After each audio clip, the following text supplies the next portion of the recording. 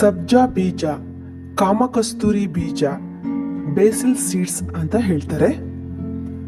ಈ ಸಬ್ಜಾ ಬೀಜವನ್ನು ಯಾರು ಉಪಯೋಗಿಸಬೇಕು, ಯಾರು ಉಪಯೋಗಿಸಬಾರದು, ಮಹಿಳೆಯರು ಹೆಚ್ಚಾಗಿ ಏಕೆ ಉಪಯೋಗಿಸಬಾರದು, ಹಾಗಾದರೆ ಅವರು ಯಾವಾಗ ಉಪಯೋಗಿಸಬೇಕು, ಎಷ್ಟು ಪ್ರಮಾಣದಲ್ಲಿ ಉಪಯೋಗಿಸಬೇಕು ಮತ್ತು ಎಷ್ಟು ಹೊತ್ತಿಗೆ ಉಪಯೋಗಿಸಬೇಕು, ಯಾವಾಗ ಉಪಯೋಗಿಸಬೇಕು, ಈ ಸಬ್ಜಾ ಬೀಜವನ್ನು ಉಪಯೋಗಿಸುವುದರಿಂದ ಬರುವಂತ ಅನುಕೂಲವೇನು ಮತ್ತು ಅನಾನುಕೂಲವೇನು ಅನ್ನೋದನ್ನ ನಾವು ಇವಾಗ ತಿಳ್ಕೊಳ್ಳೋಣ.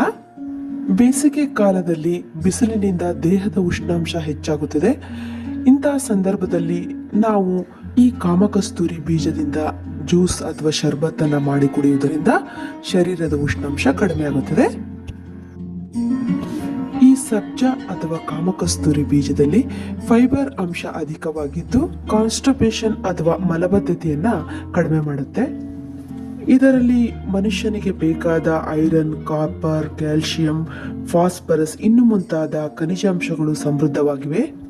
ಇದನ್ನು ನಾವು ದಿನಾಲು ಕುಡಿಯುವುದರಿಂದ ನಮ್ಮಲ್ಲಿ ರೋಗ ನಿರೋಧಕ ಶಕ್ತಿ ಹೆಚ್ಚಾಗತ್ತೆ. ಇದು ಆಂಟಿಬಯೋಟಿಕ್ ಆಗಿ ವರ್ಕ್ ಮಾಡುತ್ತೆ ಮತ್ತೆ ಬ್ಯಾಕ್ಟೀರಿಯಾಗಳಿಂದ ಉಂಟಾಗುವ ಕಾಯಿಲೆಗಳನ್ನ ಕಡಿಮೆ ಮಾಡುತ್ತೆ. ಇದನ್ನ ನಾವು ರಾತ್ರಿ ವೇಳೆ ಕುಡಿಯುವುದರಿಂದ ಶರೀರದಲ್ಲಿರುವ ವೇಸ್ಟ್ ಅಥವಾ ಟಾಕ್ಸಿನ್ ಅನ್ನ ಹೊರಹಾಕಲು ಸಹಾಯ ಆಗುತ್ತೆ. ಜೊತೆಗೆ ಜೀರ್ಣಶಕ್ತಿ ಹೆಚ್ಚಾಗುವುದರಿಂದ ಗ್ಯಾಸ್, ಅಸಿಡಿಟಿ ಪ್ರಾಬ್ಲಮ್ಗಳು ಕಡಿಮೆ ಆಗುತ್ತೆ.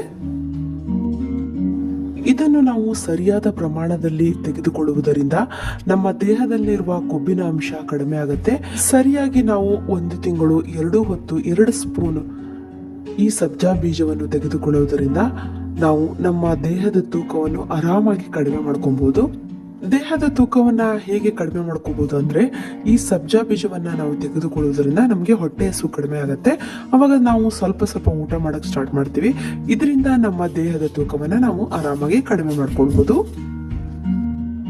ಒಂದೊಂದ್ಸಲ ಬಾಯಲ್ಲಿ ಹುಣ್ಣು, ಅಂಗೈಯಲ್ಲಿ ಉರಿ, ಪಾದದಲ್ಲಿ ಉರಿ ಮತ್ತೆ ಹೊಟ್ಟೆಯಲ್ಲಿ ಉರಿತಾ ಇದ್ರೆ ಈ ಬೇಸಿಗೆ ಹೀಟ್ನಿಂದ, ಇದಕ್ಕೆಲ್ಲ ನೀವು 3 ದಿವಸ ಮಜ್ಜಿಗೆ ಒಳಗಡೆ ಈ ಸಬ್ಜಾ ಬೀಜವನ್ನು ಹಾಕಿಕೊಂಡು ಕುಡಿಯುವುದರಿಂದ ನಿಮಗೆ ಬೇಗನೆ ಉಪಶಮನ ಕಾಣುತ್ತೆ. ಬೇಗನೆ ನಿಮಗೆ ಈ ತರ ಉರಿ ಎಲ್ಲ ಕಡಿಮೆ ಆಗುತ್ತೆ.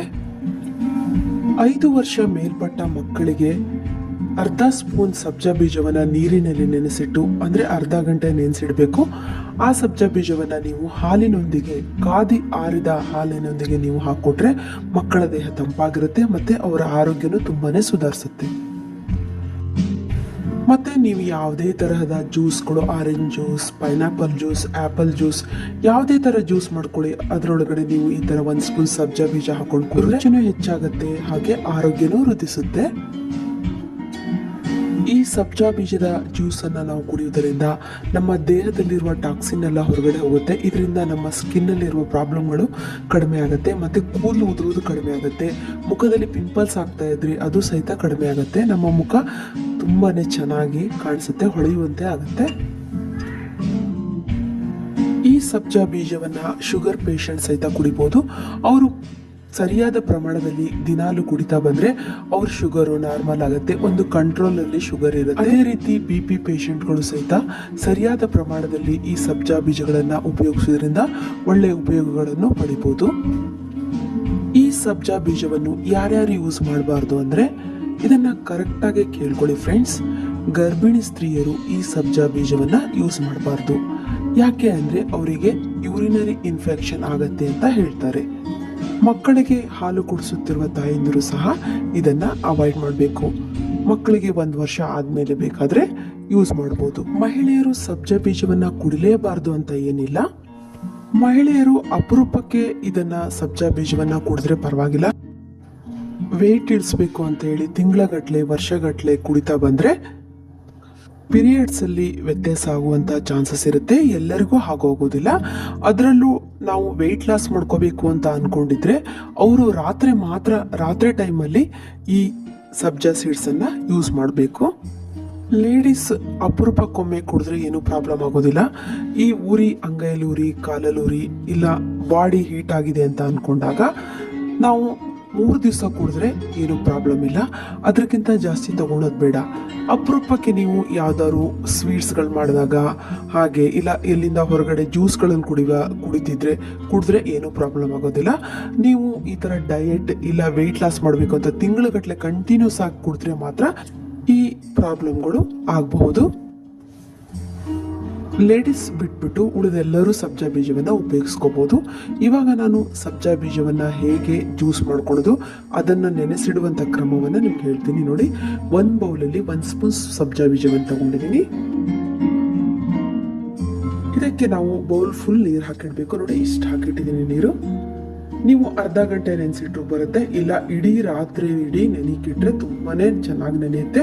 ಅದರಲ್ಲಿ ನೀರಲ್ಲೂ ಸಹಿತ ಸಬ್ಜಾ ಬೀಜದ ಅಂಶ ಬಿಟ್ಟಿರುತ್ತೆ. 1 ನೈಟ್ ನೆನೆಸಿದ್ರೆ ತುಂಬಾ ಒಳ್ಳೆಯದು. ನೋಡಿ ನೆಂದಂಥ ಸಬ್ಜಾ ಬೀಜ ಹೇಗಿರುತ್ತೆ ಅಂತ ನೋಡಿ. ಎಷ್ಟು ಚೆನ್ನಾಗಿ ನೆಂದು ಒಂಥರ ಅರಳು ಬಿಟ್ಟಿರುತ್ತೆ ಸಬ್ಜಾ ಬೀಜ, ಕಾಮಕಸ್ತೂರಿ ಬೀಜ. ಇದನ್ನು ನೀವು 1 ಗ್ಲಾಸ್ ನೀರಿಗೆ ಮಿಕ್ಸ್ ಮಾಡಿ ಹಾಗೆ ಕುಡಿಬೋದು. ಇಲ್ಲ ನೀವು ಅದಕ್ಕೆ ಬೇಕಾದರೆ ಬೆಲ್ಲ ಹಾಕ್ಕೊಂಡು ಕುಡಿಬೋದು, ಇಲ್ಲ ಮಜ್ಜಿಗೆ ಹಾಕ್ಕೊಂಡು ಕುಡಿಬೋದು, ಇಲ್ಲ ಹಾಲಿಗಾದರೂ ನಾವು ಸಬ್ಜಾ ಬೀಜವನ್ನು ಹಾಕ್ಕೊಂಡು ಕುಡಿಬೋದು.